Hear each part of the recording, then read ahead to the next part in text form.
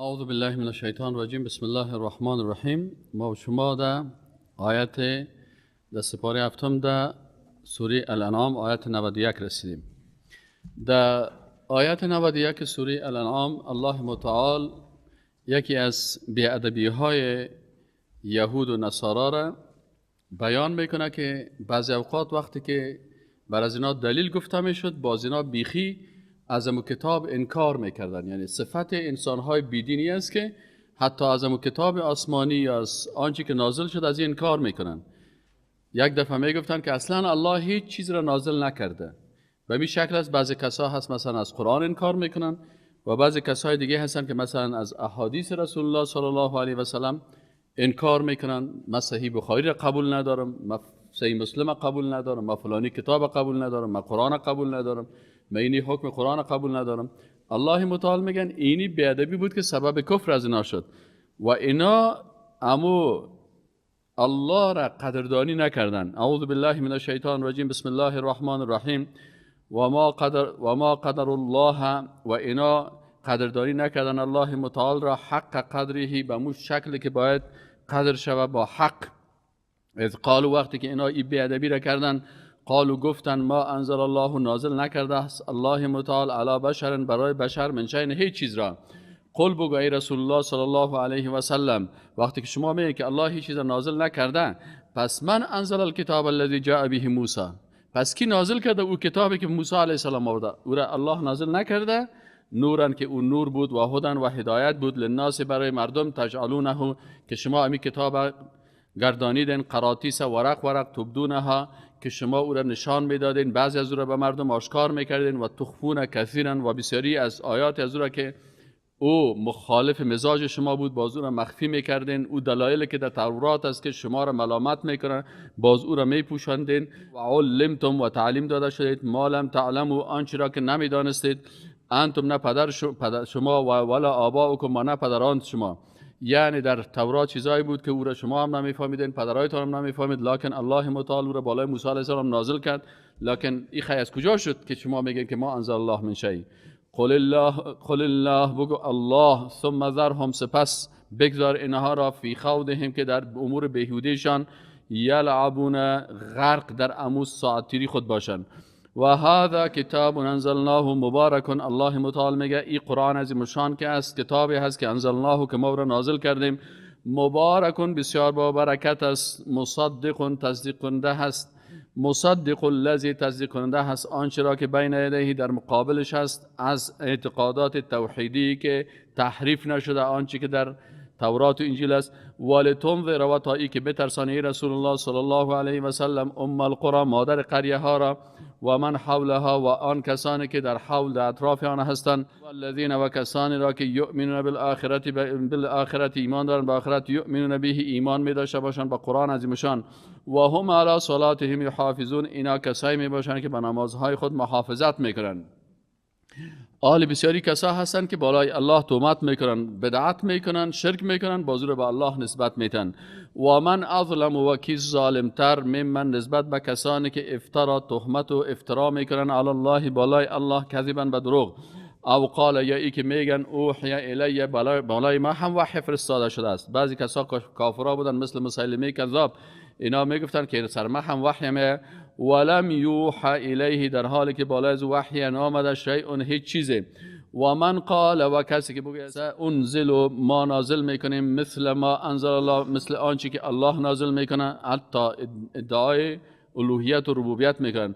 ولو ترى، و الله متعال میگه و وقتی که باز تو ببینی، اذ الظالمون، وقتی که ببینی این ظالمان را، کسایی که ادعا میکنن که بالای ما وحی شده یا ما خودم میتونم کتاب مثل قرآن بسازم، وقتی ببینی اینا را، در چه وقت ببینیشان؟ فی غمرات الموت، در سختی های مرگ.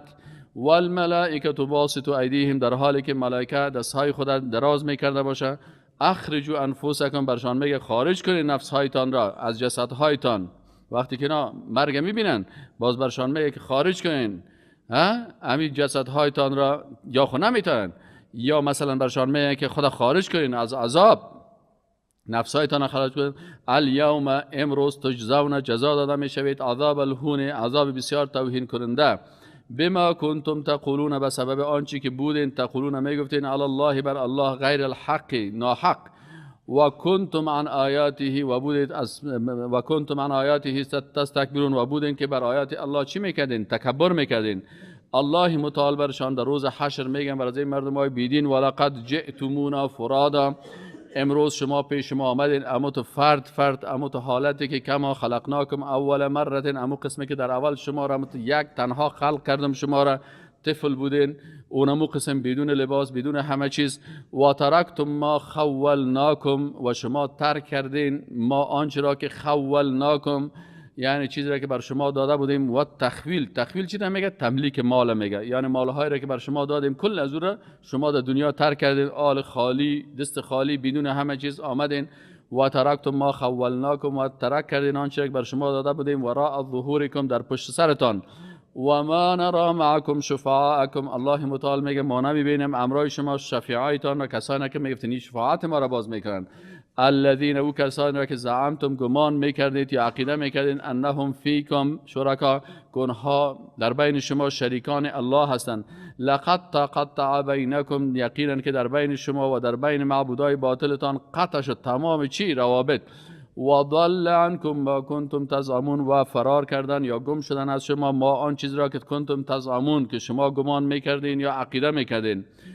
شما اونا را که عقیده میکردین عقیده نادرست بود.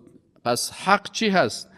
ان الله، یقینا الله متعال که است، فالق الحب و النبا، فالق و بیرون کننده یا شکافنده دانه هست، الحب دانه، و النوا و خسته است. یعنی فالق الحبت یعنی سنبله، یعنی یک دانه را از چی؟ از اونمو خوشش. و النوات عن النخل، یا چی را؟ امو خسته را از یک خرما، این را خارج میکنه الله متعال. یعنی تمام چیزا را که شما میبینین کلش خالق از اینا الله متعال است. یخرج الحی، زنده میکنه بیرون میکنه، الحی زنده را، من المیت از مرده، و مخرج المیت و بیرون میکند میت مرده را، من الحی از زنده. ذلكم الله، اینی الله است خالق است. فانا تؤفکون، پس شما چرا افک و دروغ بند میکنین بر الله. فالق الاصباح، الله متعال پدید آورنده صبح است. و جعل اللیل، و گردانیده از شب را سکرن جای آرامش، و شمس و همچنان خلق کرده آفتاب را، و القمر و مهتاب را حسبانا برای حساب گرفتن.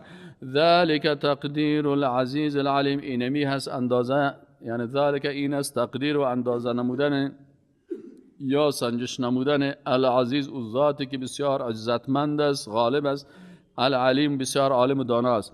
و هو الذی، و الله ذاتی است که جعل لكم النجوم، خلق بر گردانیده یا خلق کرده بر شما ستاره ها را، لتهتدوا تا هدایت شوین و راهنمایی شوین بها توسط آن، فی ظلمات البر در تاریکی های خشک، و البحر و در تاریکی های بحر. قد فصلنا، به یقین که به تفصیل بیان کردیم بر شما الآیات نشانه ها و علامات را، لقوم بر قومی که یعلمون میدانند. و هو الذی، و الله ذاتی است که انشأکم شما را جدیدا خلق کرد، من نفس واحده از یک نفس که آدم علیه السلام بود. فمستقر، پس زمین جای استقرار شما هست، و مستودع و جای گذاشتن انسان ها هست که در او گذاشته میشن. قد فصلنا، یقینا الله متعال میگه به تفصیل بیان میکنیم الآیات، آیات علامه ها نشانه ها احکام، لقوم برای قومی که یفقهون اونا میدانن و میفهمن. همچنان و هو الذی، الله متعال ذاتی هست که انزل من السماء، نازل کرد از آسمان، ماء آب را، فاخرجنا به، پس الله متعال میگه ما خارج کردیم به واسطه از اون نبات کل شیء، نبات هر چیز را. فاخرجنا، پس بیرون کردیم منه از آن خضرا، چیزهای سبز را. نخرج منه، همچنان خارج میکنیم از او حبا، دانه ها را، متراکبا به شکل متراکم یا ترکیب شده. و من النخل، و همچنان از درخت خرما، من طلعها از میوه آن، قنوان خوشه های هستند، دانیت نزدیک. و جنات، و باغهای هست، من اعناب از انگور، و از زیتون و الرمان و از انار، مشتبهن که با هم بعضشان مشابه هستند، و غیر متشابه و بعضشان با هم مشابهت ندارند. انظروا الی ثمره، نظر بکنین به طرف میوه های از اینا، اذا اثمر، وقتی که اینا میوه میکنن، و ینعه، و ببینین در وقت رسیدن پخته شدنشان. اگر شما به طرف از اینا نظر بکنین، فی ذلکم لآیات لقوم یؤمنون، در هر تمام از اینا آیات است برای قومی که یقین داره. یعنی اگر انسان به طرف این نباتات سعی کنه، برگ درختان سبز در نظر هوشیار هر ورقش دفتر است معرفت کردگار. حالا اگر یک انسان بگه که تو بسیار پروفسور و فیلسوف هستی، گل بیمزه، چوب بیمزه، من برات گلام میتم، چوبام میتم، یک سیر چوب میتم، یک سیرم خاک برات میتم، یک سطل آب برات میتم، کلش گت کن، از کل ازی بگی بر من یک دانه یک سیب بساز، یک ترناک بساز. ساخته نمیتونم، اما الله متعال میسازه. پس وقتی هر مخلوق الله را که انسان سیل بکنه، در او دلایل است به قدرت الله، به عظمت الله، به شناخت الله. و جعلوا لله شرکاء الجن، دیگه آل رد میکنه شرک، دیگه که انسان ها نباید جنیات چی کنه، شریک به الله بگردانه. و جعلوا، دیگه بدی از اینا مشرکا چی بود که گردانیدن، لله برای الله، شرکاء، شریکای دیگه ای که بت‌ها را شریک می ساختن، قبرها را حبشی‌ها شریک با الله می ساختن، ملائکه و پیغمبرها را شریک می ساختن. بعض از این مشرک‌ها جنها را هم به الله شریک می ساختن. و خلقهم، در حالی که الله متعال همین قسم که انسانها را خلق کرده، جنها را هم خلق کردن. و خرقوا له، و گردانیدن یا خیال بافی کردن، له برای الله متعال. چی خیال بافی کردن؟ گفتن که الله متعال العیاذ بالله بنین، پسران داره، و بنات، و دخترا داره. بغیر علم، این سخنان را گفتن بدون علم. سبحانه و تعالی، پاکی هست برای الله و بسیار عالی مرتبه است الله متعال. عما یصفون، از آن چیزی که اونا الله را توصیف میکنن، این صفات زشت را که به الله نسبت میتن، الله متعال از تمام از اینا پاک است. بدیع السماوات والارض، الله متعال خلق از نو خلق کننده هست. بدیع چرا میگن چیز نو که وقتی میباشم، بدیع یعنی از نو خلق کننده هست. السماوات، آسمان ها را، والارض، و زمین را. ان یکون له ولد، چطور میتونه بر از او ولد باشه، فرزند باشه. ولم تکن، در حالی که الله متعال، ولم تکن له، در حالی که نبود به الله متعال، صاحبتون، همسر. الله متعال نیازی نداره به اولاد، نیازی نداره به همسر. و خلق کل شیء، والله متعال خلق کرده همه چیزها را. و هو بكل شیء علیم، والله متعال بر هر چیز بسیار عالم است. ذلكم الله ربكم لا اله الا هو، ذلكم، اینی هست، دارای اینی صفات است، الله متعال، ربکم که پروردگار شما هست، لا اله، نیست هیچ معبود به حقی که مستحق باشه که ذاتش عبادت شوه و شریعت و قانونش تطبیق شوه، الا، مگر هو، مگر او که الله متعال است، خالق و کل شیء، خلق کننده تمام مخلوقات است. فاعبدوه، پس با و یگانگی او را عبادت کنید. و هو علی کل شیء وکیل، والله متعال به تمامی اشیا وکیل، مراقب است، سرپرست است، ذمه‌وار است. الله متعال ذات با عظمت است که لا تدرک الابصار، که او را چشمهای انسانها درک کرده نمیتواند. مربوط به غیب میشه. ذات الله، صفات الله، افعال الله، انسان نمیتونه که الله را درک بکنه. و هو، در حالی که الله متعال یدرک و درک میکنه الابصار، چشمها را و آنچه که چشمها میبینه. و هو اللطیف، در حالی که الله متعال اللطیف بسیار با خبر باریک بین است، چیزهای باریک و کوچکی که انسانها او را دیده نمیتونن، الله متعال همه از اونا را میبینه. الخبیر، الله متعال بسیار با خبر است. یعنی بسیار ذرات، مثلا مخلوقاتی که اونا یک حجروی هستند، چندین قرن انسان‌های چنا را نمیشناختند تا اینکه میکروسکوپ کشف شد. لکن وقتی که با میکروسکوپ کشف شد، اینا دیدن که همین مخلوقات ذره‌بینی که ما را دیده نمیتونیم، اونا مثل ما وارد توالد، تناسل، تکاثر و همه چیزا در اینا هست. سبحان الله. الله متعال میگه که الله اونمو ذاتی هست که بسیار لطیف است، چیزهای دقیق میبینن. الخبیر، با خبر است. قد جاءکم بصائر من ربکم، ای مردم یقینا که آمده هست برای شما بصائر و آگاهی، بصیرت و هوشیاری، من ربکم، از جانب پروردگارتان. الله متعال تمام وسایل بصیرت و بصارت بر شما داده. فمن ابصر، پس هر کسی که بصیرت گرفت، آگاهی گرفت، فهم گرفت، فلنفسی، پس منفعت از او بر نفس خودش است.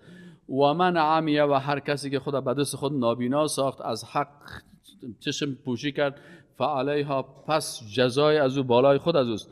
و ما انا علیکم بحفیظ، و ما که پیغمبر هستم، رسول الله صلی الله علیه و میگه ما بالای شما محافظ و نگهبان نیستم، ما فقط مبلغ هستم، رساننده هستم. و کذالک، و این چنین است که نصرف الآیات، الله متعال میگه که ما تغییر میدهیم آیات و نشانه های خود را، تصرف میکنیم، بیان میکنیم. ولیقولوا، و تا که بگویند درست درس خوانده ای. اینا باز میامدن به رسول الله صلی الله علیه و میگفتن که تو درس خواندی، این چیزا را از دیگرها یاد گرفتی. ماشاءالله. رسول الله صلی الله علیه و میگفتن که تو هم 5 دقیقه که چیز شیشته بودی که تو عالم راهب نصرانی که درا دیدیشه، در 5 دقیقه تو دیگه کلی چیز یاد گرفتی. اگه کارم کرده باشه بسیار جالب است که یک نفر قرآن و سنت و یک قدر علوم در 5 دقیقه چی شوه یاد بگیره. اینا میگفتن ولی یقولوا، تا بگن درست تو درس خواندی. درس هم به درس خواندن میشه و هم درس چی است به معنای کهنه هست. بعضیشان باز میگفتن، بعض بسیاری اوقات دلیل میگفتن که این گپای کهنه و سابقه هست. مردم به مریخ رسید، به کهکشان ها رسید، به سیارات رسید، شما اومدین این چیزا را میخواین. بازی گپا را میگن، مردم میگن. باز مردم چی میگن؟ این گپا را هم میگن. از این خاطر دعوتگرای مسلمان باید امو دلایل کفار الله یکی بیان میکنه. میگیرم بر شما میگن که شما چی میکنین که آمدین پشت قرآن گرفتین، پشت سنت گرفتین، ببینید که مردم در کجا رسید. ما نفهمیم کسایی که قرآن و سنت ترک کردن چند تا ازیه به مریخ رسیدن. خودش ببینی یک نسواری، یک لندغر اونجا شیشته بیکار. باز تو که درس بخونی سر تو انتقاد میکنه. ولنبینن ولیقولوا درسته، و باز براتون میگه که درسته، یا تو درس خواندی یا این موضوعاتی که بیان میکنی کهنه شده هست. ولنبینه، و تا ای که ما این بیان بکنیم لقوم، برای قومی که یعلمون، که اونا میدانن، یعنی کسی که الله برشان چی علم داده اونا بود. اتبع، الله متعال میگه که وظیفه رسالت چی هست؟ وظیفه رسالت متابعت است از وحی، و وظیفه امت رسول چی است؟ متابعت است از آنچه که بالای پیغمبر وحی شده از قرآن و سنت. اتبع، متابعت بکو ای رسول الله صلی الله علیه و سلم. مثل از اینا واره که اینا از پدران خود متابعت و پیروی و تقلید میکردن، این کار نکو، بلکه متابعت بکو ما آنچه را که اوحی وحی شده بالای تو ای رسول الله صلی الله علیه و سلم بسوی تو. امر رب، که از جانب رب تو لا اله نیست هیچ کسی مستحقی که ذاتش عبادت شوه و قانونش تطبیق شوه الا هو، مگر الله. و اعرض عن المشرکین، و اعراض کو، رو بگردان از مشرکان. ولو شاء الله ما اشرکوا، اگر الله میخواست بالای از اینا ایمان اجباری میساخت، لکن الله متعال اجباری نساخته. پس اینا را وقت داد، از این خاطر اگر الله بر از اینا وقت نمیداد بازیا شرک کرده نمیتونستن. لکن مشیت الله دمی هست که برای هر کس چی داده؟ اختیار داده. ولو شاء الله، و اگر الله میخواست ما اشرکوا، اینا شریک نمی ساختن به الله، کسی را شرک نمی آوردن. و ما جعلناک، و ما تو را نگردانیده می پیغمبر علیهم بالایشان حفیظا حفظ کننده، و ما انت علیهم، و نیستی پیغمبر صلی الله علیه و علیهم بالایشان به وکیل مراقبت کننده. یک درس ادبی دیگه بر مسلمان ها میده که ای مسلمان ها، شما اگر دیدید که دشمنان، یکی از صفات کافر، منافق، مشرک و مرتد چی است؟ عدم عفت زبان است. زبانشان پاک نیست. اما مسلمان موحد، مسلمان پاک، مسلمانی که پیرو قرآن و سنت است، زبان از چی می باشه؟ پاک می باشه. هیچ وقت در زبان مسلمان حقیقی، بی عایشه رضی الله عنها میگه که رسول الله صلی الله علیه و لعان نبود، فحاش نبود، دو نمیزد، گپ چتی نمیگفت. از این خاطر کسی که پیرو قرآن و سنت است باید در زبانش دشنام اصلا وجود نداشته باشه، عفیف باشه زبانش. الله متعال میگه ولا تسبوا، و شما دشنام ندهید الذین، کسانی را که یدعون طلب میکنن من دون الله، بغیر از الله شما، یعنی هر کسی که نه بتشانه، نه گوشانه، نه بتای معبودان باطلشانه، هیچ وقت شما او را دشنام ندهید. چرا؟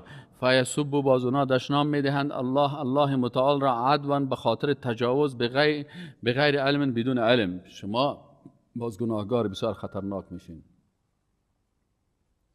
کذالک، این چنین زینا، زینت دادیم، الله متعال میگه لکل امت، برای هر امت عملهم، عملش را، ثم الی ربهم، باز به سوی پروردگارشان است، مرجعهم، بازگشتشان، فینبئهم، باز اینا را خبر میتن بما کانوا یعملون، با آن چیزی که اینا عمل میکردن.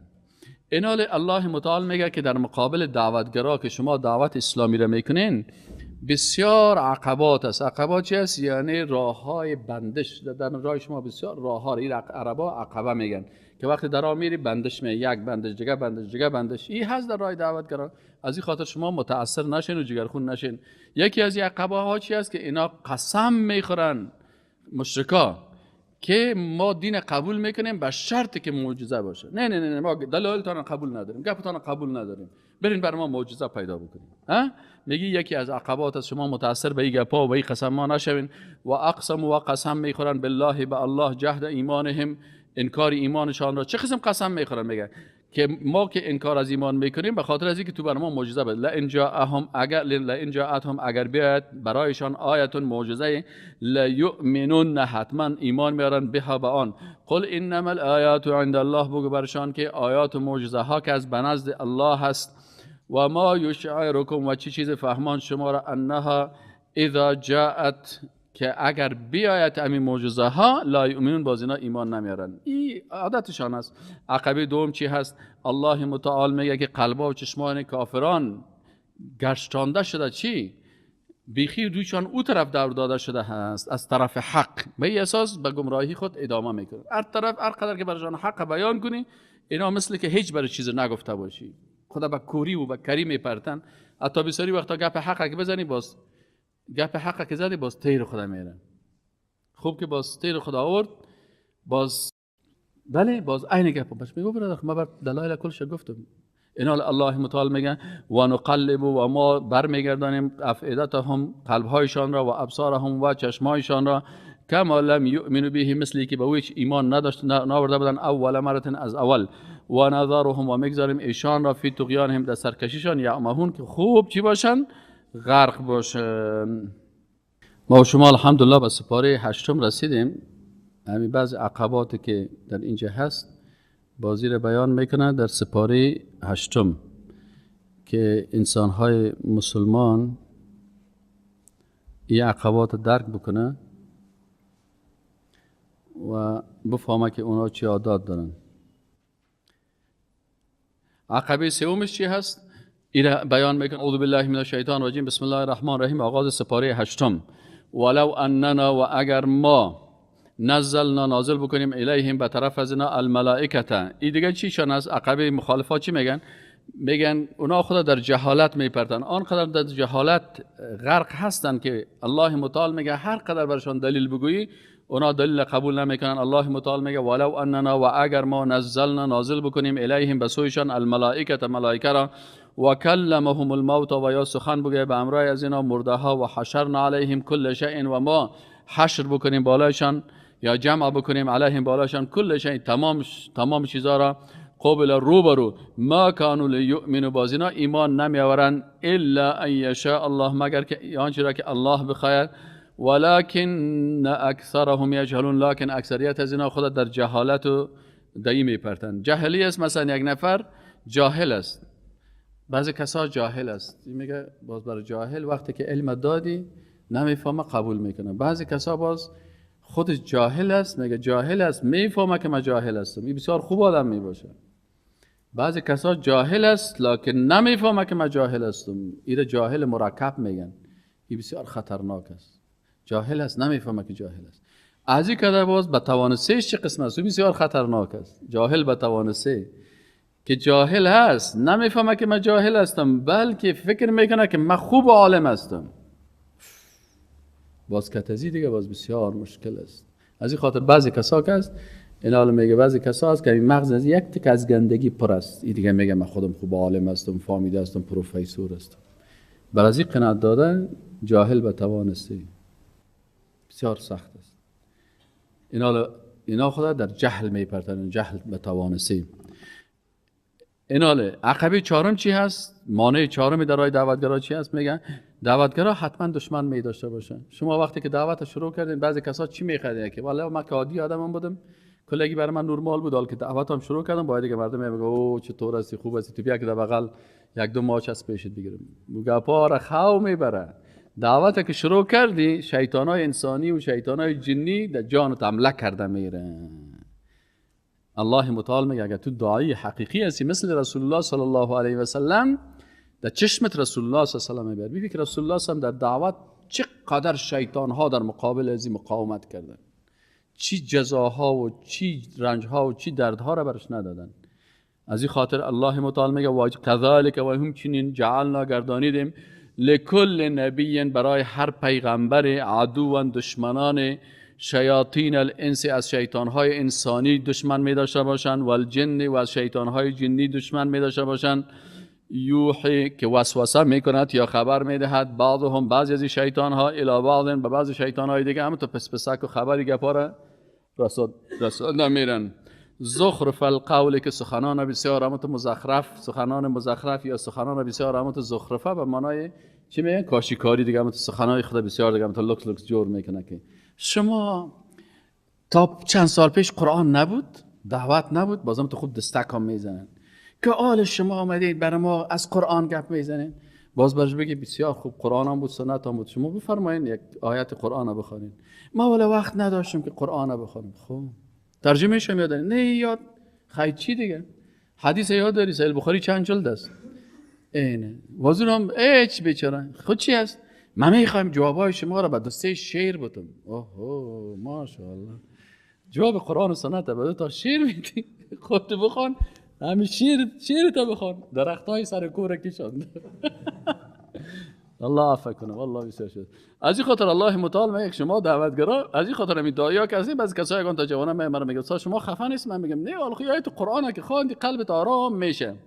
و کذالک و این الله متعال میگه جعلنا گردانیدیم لکل نبی برای هر نبی و هر کسی که پیرو نبی هست و هر کسی که راه دعوت پیغمبر پیش میبره برای تو چی هست؟ الله متعال میگه عدو و دشمنای هستن. چه قسم دشمن هست؟ میگه از شیطان ها هستن. چه قسم شیطان هست؟ تنها شیطان های جنی هست. میگه نه شیاطین الانس از شیطان های جنی که انسانی خطرناک است. چرا شیطان جنی که اعوذ بالله من الشیطان الرجیم بگی فرار میکنه، این شیطان انسانی را که 40 دفعه اعوذ بالله بگی نمیره 6 تا قرار. متوجه هستین؟ اینا شیاطین الانس والجن و شیطان های انسانی از شیطان های جنی هست. یوحی اینجا وحی به معنای وسوسه هست، اما تو خبر تیز رساندن ایره میگن. بعضهم بعضیشان الی بعض به بعض دیگهشان زخرف القلب سخنان مزخرف بیهوده را به خاطر چی؟ غرورن، به خاطر غرور، تکبر، خودسازی. ولو شاء ربک ما فعلوه اگر پروردگارت میخواست اینا را مجبور میساخت به قبول ایمان باز ما فعلوه بازی کارا را نمیکردن. فذرهم پس بگذار ایشان را و ما یفترون و آنچه را که بالای الله بالای رسول افترا میکنن، تهمت میکنن، دروغ میگن، بدعت ها را میرن با سور سر الله و رسولش افترا میکنن. ولی تسخا خب آلکی بر از اینا گوش میگیره، کی گپا از اینا را گوش میگیره؟ پیروای از این فیسبوک های کفری تیر لایک میکنن، میگه خود کافرایشان میکنن شما چی جگر خون هستین. او که گپ میزنه باز کافرای دیگهش میگه اوه اوه چقدر خوبش گپ زد. ولی تسخا و باز گوش میگیره به می گپای بیهودهشان، به می فیسبوک های چتلشان، به می رسانه های غلطشان. کی خوب گوش میگیره؟ الیه افئده الذین قلبهای کسانی که لا یؤمنون بالآخرت با آخرت ایمان ندارن. ولیرضوه و برای این که آن را بپسندد. ولیقترفوا و تا مرتکب شوند ما هم مقترفون آنچه را که اینا مرتکب میشن.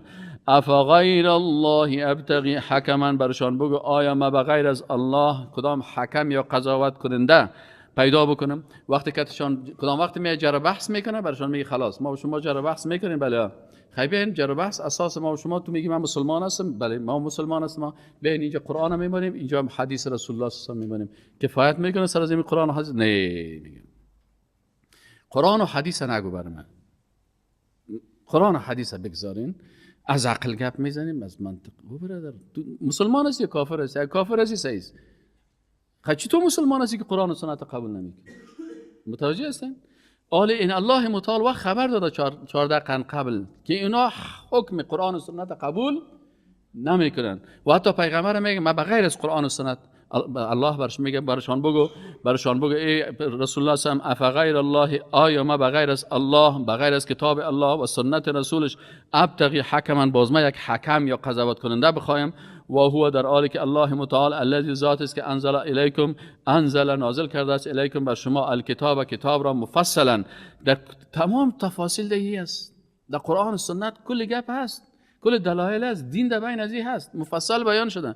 والذین آتیناهم الکتاب، و کسانی که برشان کتاب دادیم، یعلمون میدان انه که اینمی قرآن عظیم شان که است، منزل نازل کرده شده هست، من ربک از جانب پروردگارت، بالحق به حق، فلا تکونن من الممترین. پس ای رسول الله صلی تو در جمله شک کننده ها نباش، هیچ شک نکو، اینا کلش خوب میفهمه که اینمی حق است. متوجه هستین؟ نه خوب میفهمن، مثل که معلم یهودی که بیادرک جاهل خود میرفت شطورش که تکر کرد دشنام داد رسول الله صلی الله علیه و آله. یک دفعه عالم برش گفت که او احمق، دو نزن پیغمبر الله را که عذاب الله سرت نازل میشه. او برش گفت پیغمبر الله است. گفت هست، قرآن حق است. گفت حق است، راستی پیغمبر. گفت پیغمبر است، بیادر جاهل است. همو تارک شطور گرفته پیش میره دریورش از به حساب. این دیگه سیت پشت سر شیشته تکر که میشه، باز این که دشنام میده جاهل خود نمیفهمه. بازی بیادر خدا که میگه، بیادرش میگه او بی عقل، بیادرش میگه خیلی پیغمبر است که قرآن حق است، چرا قبول نمیکنی؟ او بی عقل، سیاست هست. حالا اگه قرآن قبول کنم، باز این امکانات، خانه لوکس، پولی بگه پا برای ما داده میشه. بازون مثل عبدالله ابن سلام نیدی که وام عالم یهود بود، وقتی که خیز گفت که رسول الله صلی الله علیه و سلم پیغمبر الله است، قرآن حق است، یک دفعه کل قومش یهودی ها سرش خیزن که تو خراب آدم هستی، که تو رسید بی حالت از چی شده، در فقر رسید.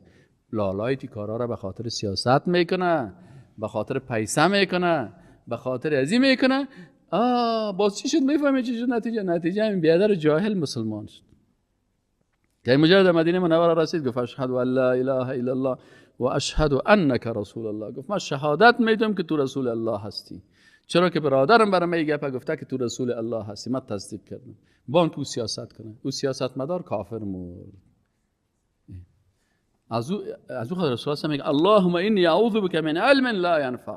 رسول الله صلی الله علیه و سلم دعا میکرد میگه یا الله همین قسم که از شیطان پناه میجست، اللهم انی اعوذ بک من الشیطان الرجیم. باز میگه اللهم یا الله انی اعوذ بک، من به تو پناه میبرم از علمی که منفعت نرسانه، علمی که باز در کلمه غرور و تکبر پیدا بکنه. یا الله علم بر مناتی، علم بده که مرا فقه انکسار بخواهید، شکستگی که در مقابل الله شکست داشته باشه، در مقابل رسول الله صلی الله علیه و سلم، احادیث رسول الله صلی الله علیه و سلم در قلب دوست داشته باشی. الله ات یک علم نصیب کنه. اما تا علمی که باز او بخیزه به خاطر سیاست و فلانی دین خدا بفروشه، پیغمبر از او به الله پناه بردن. فهمیدین یعنی؟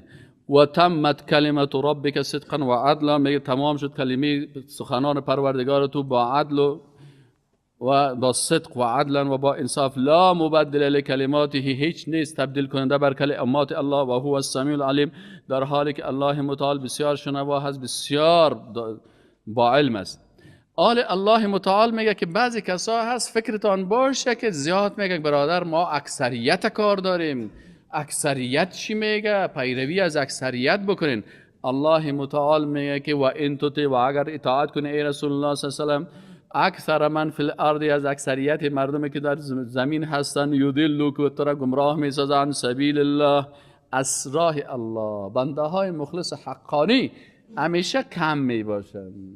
اکثریت دنیا پرست، چوکی پرست، نفس پرست، این اکثریت است. شیطان زیاد اینا را گمراه کرده. از این خاطر پشت اکثریت نگرد.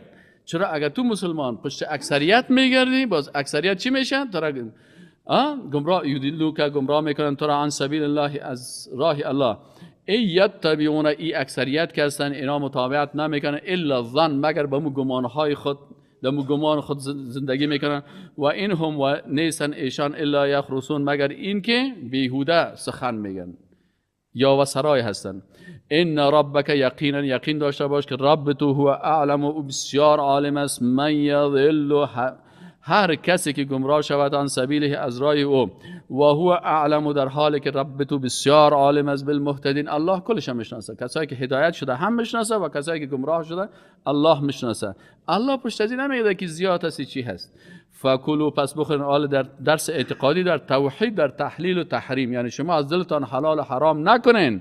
فکلوا، پس بخورین، مما، از آنچه که ذکر اسم الله علیه، که بالای از نام الله ذکر شده در وقت ذبحش، این گوشت بخورین. او حیوانی که حلال است و ذبح شده و در او نام الله گرفته شده. این کنتم بی آیاته مؤمنین، اگر شما هستین با آیات الله مؤمن، یعنی اگر ذبح هم شده باشه نام الله بالا از او گرفته نشده باشه او را خورده نمیتونی. و ما لکم، و چی شده شما را الله تاکلوا، ای که نخورید مما ذکر اسم الله علیه، که نام الله بالا از او ذکر شده. و قد فصل لکم، ما در حالی که با تفصیل بر شما بیان شدم ما آنچه که حرام شده هست علیکم بالای شما، الا ما اضطررتم، مگر که در حالت اضطراری و مجبوریت باشین. باز بعض گوشت‌های حرام هم به خاطر مجبوریت به اندازه ضرورت خورده میتونین. الا مگر ما آنچه که اضطررتم مجبور شدین در حالت اضطراری الیه به آن. و ان کثیرا، و یقین داشته باشین که بسیار مردم که هستن، اکثریت مردم، لا یضلون، حتما گمراه میکنند به اهواهم، با توسط خواهشاتشان، بغیر علم، بدون علم. ان ربک، یقینا که پروردگار تو، هو او است، اعلم و بسیار عالم، بالمعتدین، به کسانی که اعتدا و تجاوز میکنند. و ذروا ظاهر الاثم و باطنه، از مقتضیات توحید چی است؟ نهی از گناه ها هست. این از تقاضاهای توحید است. قرآن کلش توحید است. الله متعال میگه که و ذروا، و ترک بکنین، ظاهر الاثم، گناه های آشکارا را، و باطنه، و گناه های مخفی و پنهان را. ان الذين يكسبون الاثم، یقینا کسانی که مرتکب میشوند، انجام میدن الاثم، گناه را، سیجزون، به زودی جزا داده میشود برایشان، بما کانوا، به سبب آن چیزی که یقترفون، انجام میدادن.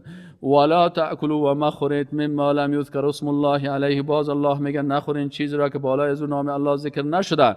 و انه لفسق، در حالی که اینمی فسق و خارج شدن است از اطاعت الله، کسی که حیوانی را میخوره که در اون نام الله ذکر نشده.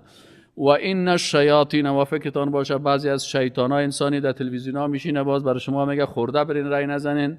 لیوحون، خبر میدهند و وسوسه میکنن، اینا الی اولیائهم، بمو دوستایشان، کسایی که بمو بعضی کسا در تلویزیون ها ششته خودش یک انسان بی دین، بی علم، بی خبر، آیت قرآن صحیح خوانده نمیتونه، فهمیدین بازو تو فتوا میده که نه برادر، در قرآن خود تنها اینی را گفته، یک آیت در یک جای قرآن میخونه، این آیت دیگه که میگه نمیگه کافرام که کشت میخوریم. حالا الله متعال میگه چیزی که نام الله گرفته نشده نخو، ولو که مسلمان بکششه، باید بسم الله بگوی، الله اکبر بگویم.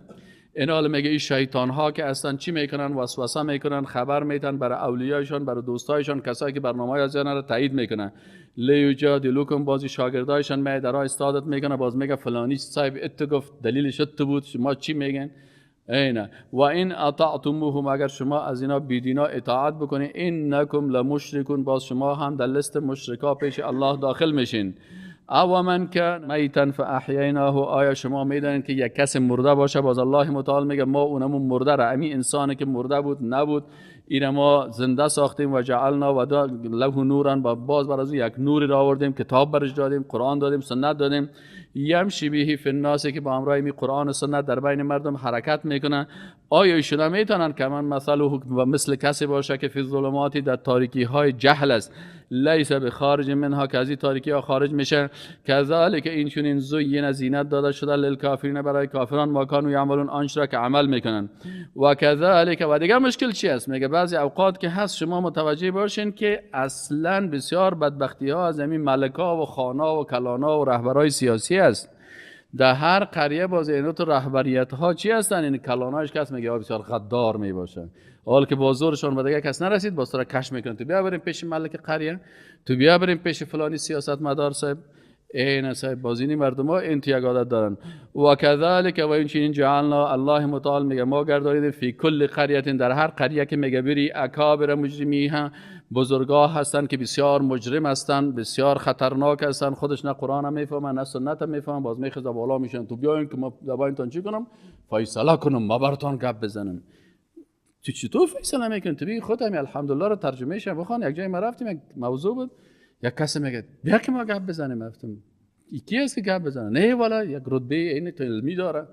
ما گفتم صحیح است، این پوهان صاحب است، یک دفعه الحمدلله رب العالمین پیشمت تیر کنه، اگه صحیح خوان باز با قضاوت بکنه. این بیچاره چی نمیفهمه. در قریه که ببینم تو یک جاهل همونجا شیشته بازو کلانکاری میکنه. الله میگه سر از او رای نزنین، از او نترسین، پشت از او باک نکنین. چرا بسیاری رهبرا که هستن یا بسیارش فروخته شده می باشه، بسیارش مجرم می باشه، بسیارش خائن می باشه، بسیارش جاهل می باشه.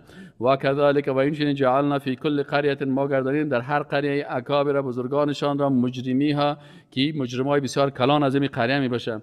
لیمکروا، تا که یا چل بازی بکنن فیها در آن. بسیار دیگه باز چل بازی را بسیار خوب خوش دارن. و ما یمکرون الا بانفسهم، اینا مکر و چل نمی کنند الا مگر به انفسهم، با نفسهای خود در هلاکت می اندازند. و ما یشعرون، و مشکلشانی است که حتی هم شعور حیوانی را هم ندارن.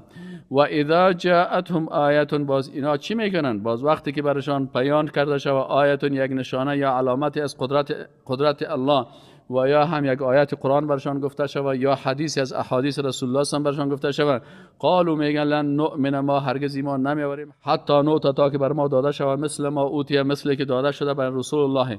میگه همین قسم اگه برازی وحی می بر ما متوحی به، باز ما برو قبول میکنیم. الله یا دیگه چی میخوایم؟ میگه ما پیغمبر شویم، باز ما قبول میکنیم. الله یعلم، میگه الله میفهمه که حیث یجعل رسالته، که رسالت خدا کی پیغمبر خود بسازه. الله هر کس پیغمبر خود نمیسازه. الله امی دعوت هم که میته بر هر کس خود نمیته.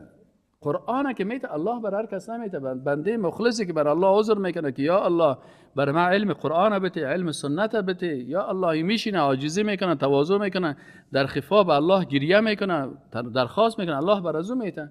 رسالت بر هر کس میته، هرگز الله متعال میده. الله اعلم حیث یجعل رسالته، الله بسیار عالم است که در کجا رسالت خدا بگذاره. سیصیب الذین اجرموا، خفه نشین، حتما میرسه مصیبت بر کی؟ بر کسانی که اجرموا، مجرم هستن، جرم کردن. صغار، برشان کدام مصیبت میرسه؟ بسیار مصیبتی که اینا بسیار حقیر میشن. صغار یعنی حقیر میشن، پست میشن عند الله، به نزد الله. و در پالی ازی که حقیر و پست میشن، باز برشان دیگه چیست؟ و عذاب، برشان عذاب داده میشه شدید، بسیار سخت، به مکان و به سبب آن چیزی که یمکرون، مکر میکردن. حال مقایسه موحد با مشرک میکنه. یک انسان موحد با مشرک پیش الله مساوی است. فمن یرید الله، الله متعال میگه که نخیر، مساوی نیست. فمن، پس هر کسی که یرید الله اراده بکنه ان یهدیه، که او را هدایت بکنه، یشرح صدره للاسلام. اینه اگر کسی را الله هدایت بکنه، باز سینه از او را باز میکنه برای پذیرش قرآن و سنت، برای اسلام. ات باز میشه سینهش که همی بگویی. بسیاری کسا را میدیم که همی آیات قرآن را برش بخوانی، احادیث رسول، اشکایش جاری میشه، سینهش باز است. و من یرید، و هر کسی را که الله اراده بکنه یضله، که گمراه بسازه، یجعل صدره ضیقا، دلش تو تنگ می باشه. تنگا کسی دست چه وقت خلاص شود؟ یک 60 دفعه فاجعه میکشه، اموجه شیشته یا کس آوردهش به زور. دیگه یجعل صدره ضیقا، باز امو سینه از او تنگ میسازه، حرجا، بسیار در سختی می باشه. که انما یصعد فی السماء، از پذیرش اسلام ات میگه دل تنگ می باشه، مثل که طرف آسمان میبریش. اگه شما یک کسی را به طرف آسمان برید، این معجزه علمی قرآن است که قرآن میگه که وقتی طرف آسمان میری دل تنگ میشه، اکسیژن کم میشه. حال ساینسدانا کشف کردن که هر قدر بالا بری اکسیژن چی شده میره؟ کم شده میره. آدم چی میشه؟ دل تنگ میشه. میگه می آدمای بیدین که مثل که طرف آسمان هم تو برده باشی، اکسیژن کم باشه، باز نفسک ولی ما تنفس کردن. اینا میگه از اسلام قرآن و سنت که بخونی، اما تو دلش تنگ میباشه. یجعل صدره، میگه یا با سینه‌اش تنگ میباشه، حرجا، بسیار در سختی میباشه. مثل که انما، مثل یکی یصعد، بلند برده میشود، فی السماء، به طرف آسمان. کذالک، این چنین، یجعل الله الرجس، الله متعال میگه اینی قسم می اندازد پلیتی و تنبلی را، علی الذین، در قلب کسانی که لا یؤمنون، ایمان ندارند. الله متعال راه توحید بیان میکنه، میگه که راه توحید کدام یکیست؟ و هذا صراط ربک مستقیما، اینمی قرآن عظیم شان، اینمی احادیث رسول الله صلی الله علیه و سلم، اینمی راهی را که قرآن و سنت براتون نشان داده. صراط ربک، راه پروردگار تو هست، مستقیما، مستقیم است، راست است. قد فصلنا، یقینا که الله متعال میگه به تفصیل ما بیان کردیم الآیات، نشانه ها و علامات را. برای کی؟ برای قومی که یذکرون، اونا یاد میکنن، ذکر میکنن الله را. لهم دار السلام عند ربهم، بر از اونا دار سلامتی هست به نزد پروردگارشان. و هو ولیهم، الله متعال ولی و دوست مؤمنان از بما کانوا یعملون، به سبب آنچه که اینا عمل میکنن. حال بعضی کسا جنها را پرستش میکنن. یکی جنهای موحد هستن مثل انسانها و جنها هم هستن. بعضی جنهای موحد و یکتا پرست هستن که به درس قرآن میشینن، به درس سنت میشینن، گوش میگیرن. و یک تعداد جنهای مرتد و کافر و مشرک و منافق هستن که اینا باز به نام پریزن و دیوزن و به نام تاویزگر و به نام جادوگر و کت جادوگرها همکاری میکنن. و یوم یحشرهم جمیعا، الله متعال میگه ما حشر میکنیم تمامی از اینا را، چه انسان باشه چه جن. یا معشر الجن، باز میگیم که ای معشر جن، ای طایفه جن، قد استکثرتم من الانس، بسیار شما زیاده روی کردین، بسیار لغزش کردین، بسیار گرفتین من الانس از انسانها. وقال اولیاؤهم، و میگن دوستای از اینا، من الانس از انسانها، بازی کسایی که جن پرست هستن، جادوگری میکنن، گپای جنیات مشرک و مرتد قبول میکنن، باز میگن ربنا ای پروردگار ما، استمتع بسیار لذت برده از بعضنا به بعض، بعضی ما به بعضی دیگه. یعنی این جنها وقتی که برای ما پیام ها را میداد، باز ما میخواستیم فالبینی میکردیم، جادوگری میکردیم، چی میشنیم به نام امی چی میگن، میگه این زنکه چی داره، اما تو بگه این زنکه که هست مثلا پریزن است، این فلانی که هست اینه چی کرده، قصیده خوانده، باز میخواد صاحب تعویضای جادوگری و گپا را میکنن. باز اینا خودشان میگه که ما بسیار تمتع کردیم، بسیار لذت بردیم، بعضنا به بعض، بعضی ما به بعضی دیگه ما. و بلغنا اجلنا، و بالاخره بر ما اجل ما رسید، الذي اجلت لنا، او را که تو بر ما تعیین کرده بودی. قال الله متعال در جوابشان میگه که شما جنها، شما انسانها، شما جنهایی که کافر شدین، توحید قبول ندارین، و شما انسانهایی که از این جنهای کافر و مشرک و مرتد پیروی کردین و اینا را اطاعت کردین، الله متعال میگه برای کل شما النار، و آتش دوزخ است، مثواکم جایگاه شما، خالدین فیها، که همیشه در این میباشند، الا ما شاء الله، مگر کسانی را که الله بخواهد. ان ربک حکیم علیم، یقین داشته باشین پروردگار شما بسیار با حکمت است و بسیار عالم است. و کذالک، الله متعال میگه و این چنین دوستی ولایت میتیم. دوست ظالم ظالم است، دوست مشرک مشرک است، ولی مشرک مشرک است، اولیای مشرکا هست. شما بسیاری وقتا سکن، یک وقت هندوستان رفتیم، یک کلان جدول گذاشته بودن، یک لوحه بودم و یک جای بند کردم، ما گفتم کی است، میگفتن این اولیاء الله ما هست، که سکن اولیاء اللهشان کلشان توبه شرم است، کلش بی لباس هم اونجا عکس گرفته بودن. این آیت قرآن اینا جوابش میگه و کذالک، و این چین نولی، ما دوست میگردانیم بعض ظالمین، بعض ظالما را با بعض دیگه. یهود دوست نصارا هست، نصارا دوست یهود است، مشرکا دوست از اینا هست، اینا می کلشان. با کذالک نولی، به اینمی شکل ما میگردانیم بعض ظالمان را با بعض دیگهش، به ماکان و به سبب آن چیزی که یکسبون کسب میکردن. یا معشر الجن والانس، الله متعال چون قرآن بر انسانها و جنها نازل شده، بر کلشان خطاب میکنه که یا معشر الجن، ای طایفه جنها، والانس، و ای طایفه انسانها، الم یأتیکم، آیا نیامده بود بر شما رسول پیغمبران منکم از شما، یقصون، که قصه که بیان مینمودن، علیکم بر شما، آیات مرا، و ینذرونکم، و میترسانند شما را، لقاء یومکم هذا، از ملاقات کردن با الله، لقاء یومکم هذا، از ملاقات اینی روزتان. قالوا، گفتن شهدنا، ما شهادت میدیم، علی انفسنا، بر نفسای ما، و غرتهم الحیات الدنیا، و اینا را مغرور ساخته بود چی؟ زندگی دنیا. و شهدوا علی انفسهم، و اینا شهادت میدن به نفسایشان، انهم کانوا کافرین، که اینا کافر بودن. ذلك ان لم یکن ربک مهلک القرى بظلم، الله متعال نفی صفت ظلم میکنن. الله متعال میگه ذالک، ای حکم به خاطر ازی است که ان لم یکن ربک، که نبود پروردگار تو، مهلک القرى، که هلاک بکنه یک قریه را، بظلم، به ظلم، و اهلها غافلون، در حالی که اهل زنا غافل باشن، یعنی برشان پیغمبر نامده باشه. از این خاطر بسیار پیغمبرها بر از آمدن. ولکل درجات مما عملوا، و بر کلگی درجه های از آنچه که عمل کردن، و ما ربک، و نیست پروردگار تو، بغافل عما یعملون، از آنچه که عمل میکنن بیخبر نیست. بغافل یعنی الله بیخبر نیست. و ربک الغنی، و پروردگار تو بسیار غنی و بی‌نیاز است، ذو الرحمت، صاحب رحمت است، این یشاء، اگر بخواهد، یذهبکم، شما را میبره، و یستخلف من بعدکم، و بعد از شما جانشین میسازه برای شما، یا خلیفه میسازد بر شما، ما یشاء، هر کس را که بخواهد. کما انشأکم، چنانچه پیدا کرد شما را، من ذریت قوم آخرین، از نسل قوم های دیگر. انما توعدون لآت، فکر داشته باشین که آنچه که بر شما وعده داده می شود حتما آمدنی است. و ما انتم بمعجزین، و شما نیستین چی؟ شما نیستین عاجز کنندگان که شما الله را یا ملائکه الله را عاجز بسازین. قل بگو یا قوم، ای قوم من، اعمل و عمل بکنین علی مکانتکم، به جاهای خود، اینی عامل، ما عمل میکنم مطابق شریعت خود. فسوف تعلمون، پس زود باز شما ان شاء الله میدانید، من تکون له عاقبت دار، که بر کی هست عاقبت آخرت. انه، یقین داشته باشین که الله متعال لا یفلح، یقین داشته باشین شما همه‌تان که لا یفلح الظالمون، یقین داشته باشین که کامیاب نمیشوند ظالمان. و جعلوا علی الله متعال، رد شرک میکنن در نظر. و جعلوا لله مما ذرأ من الحرث والانعام نصیبا فقالوا هذا لله بزعمهم و هذا لشركائنا. اینا اینجا چی هستش؟ شرک است در نظر. شرک در نظر انشاءالله فردا میخوانیم. والسلام علیکم و رحمت الله و برکاته.